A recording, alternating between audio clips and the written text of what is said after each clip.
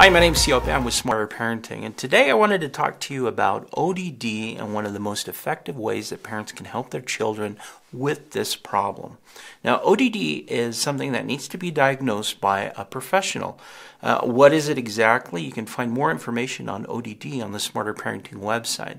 But basically, it's this defiant behavior from children when you're asking them to do something or you're requesting that they follow through with instructions and they constantly fight with you.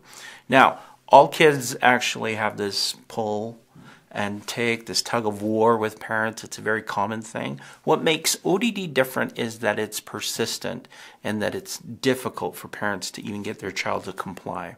And it lasts for a period of time. So there is a difference, and you have to look at ages. So if you're a younger child, is it appropriate for that age? Are other kids that age behaving that erratic?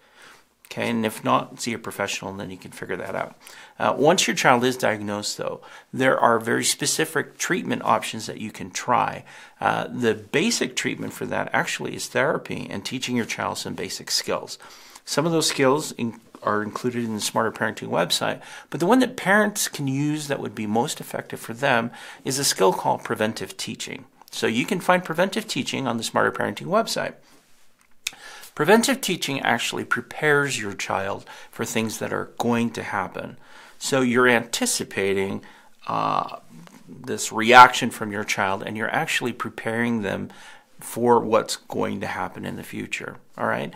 Now, in preventive teaching, you're anticipating as a parent, you're telling your child before what you expect them to do, how you expect them to behave. You actually show them by acting it out, role-playing with them, and then you have them practice it, okay? And this practice helps to cement the right behaviors for when you're prepared to ask them to do it in the future. So let me give you an example. Let's say that I have a young child that I'm working with, and every time I ask my child to put the game away and to come up for dinner, he reacts, okay? He just is defiant, starts yelling, screaming, throwing a tantrum, all right? So what I would do is, before I even ask him to do this, I would work with him and say, okay, I am, in the next little while, going to ask you to put the game away and come up to dinner. We're not doing it now, but I'm going to ask you to do that, and this is what I want you to do. Then I would begin to show him what I expected. I would actually physically show him so he could visually see it. I could talk him through it. Okay. You be me and I'll be you. Ask me to put the game away and come up to dinner. So once he does that, then I will show him exactly what he needs to do. Put the game away, put it off to the side, and then I will physically get up and walk towards the door. And I say, okay, did you see how I did that? Right? Kids, when they're in a calm, neutral state, they're more able to adapt to these things and actually follow instructions. So then we'd say, okay, great, you saw me do it, now I want to see you do it, but I want to see you do it exactly the way that I did it. And then we would switch roles, and I would ask him, and then we would do that. And if he did it exactly, I would totally praise him for that, everything that he did right. If he didn't do it exactly, then I would make minor corrections, praise him for what he did right, and then we would practice it again. We do it like two or three for the minimum, 3 times you would practice this with them. And then when you were finished, you would praise them, and you would say, okay, you know what? I am going to be asking you to do this in the next hour or so. So I expect you to do the same thing, and if you're able to do that, there's perhaps a reward that you can earn, okay? And then you just verify with them so they're aware.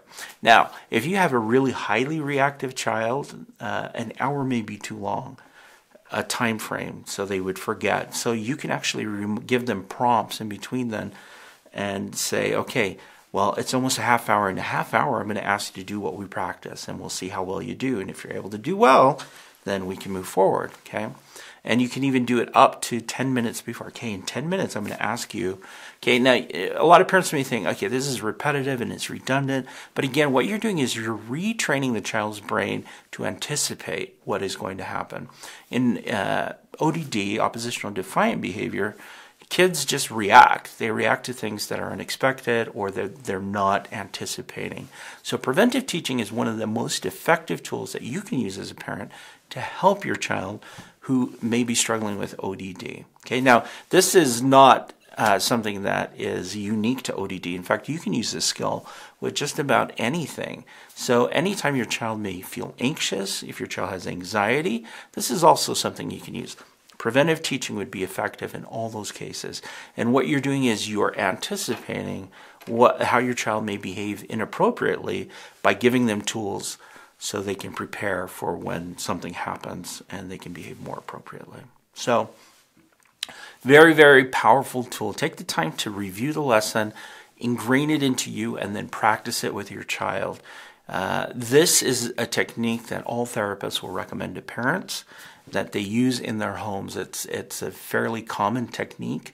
But again, if you struggle with the words or how to say what or what the steps are, you can find all of it on the Smarter Parenting website.